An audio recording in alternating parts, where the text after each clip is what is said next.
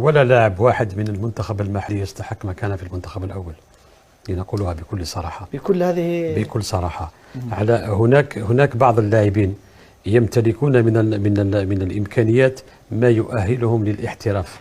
عليهم أولا بالفرار من هذه البطولة، ثانيا عندما يفرون من البطولة المحلية يطورون إمكانياتهم، وفي هذه الحالة سوف يستطيعون فتح نافذة لولوج المنتخب الوطني الأول. لكن إذا بقيوا هنا في هذه البطولة ولا لاعب واحد يستحق أن يأخذ مكانه في المنتخب الوطني الأول، لنقولها بكل صراحة وبكل يعني موضوعية. لذلك أنا الاحتكاك، فريد اسمح لي، الاحتكاك مع منتخبات مثل النيجر منتخب أول، ليبيا منتخب أول، منتخب آخر لعبنا معه منتخب أول أيضا، ليبيا والنيجر وموزمبيق أيضا منتخب أول.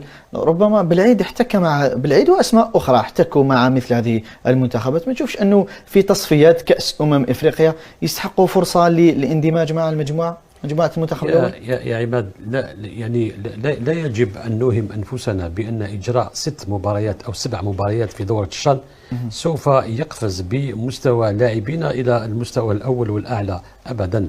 يعني بالمنطق الذي تحدثت عنه، هل يعني تريد أن تقول لي بعد انقضاء دورة الشان سوف نشاهد بطولة، يعني مباريات في البطولة في مستوى عالي؟ أبدا يا عماد. هذه بطولة الرجل كد واجتهد كثيرا.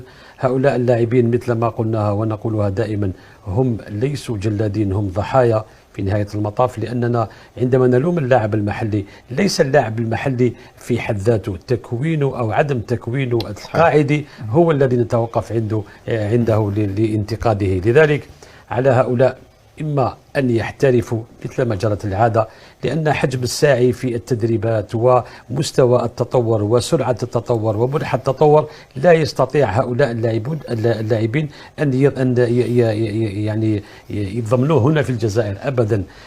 قندوسي مثلا وهو يمضي في نادي القرن الأهلي المصري، يعني إذا استطاع قندوسي أن يفتك مكانه في القلعة الحمراء سوف تشاهد ربما بعد يعني انقضاء الموسم الحالي أو الموسم القادم سوف ترى ذلك التطور الذي سوف يحصل عليه قندوسي في الأهلي مقارنة بمستواه في وفاق سطيف.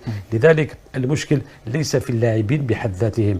عندما كنا نتحدث على محيوز يملك من الإمكانيات ما يؤهله أن يمضي على خطى سليماني أيضا عندما كان في بداياته في شباب الوزداد كان يلقى التصفير ويلقى الاستهجان من الأنصار، لكن يعني قوة ذهن هذا اللاعب ذهبت به بعيدا وشق طريق الاحتراف، وهو في 8 تجربة له بإمضاءه لأندرلاخت يوم أمس. لذلك على هؤلاء اللاعبين إذا ما أرادوا افتكاك مكانه في المنتخب الأول أن يفتكوا قبل ذلك إمضاء عقد احترافي في أي بطولة، يعني سواء إفريقية أو أوروبية.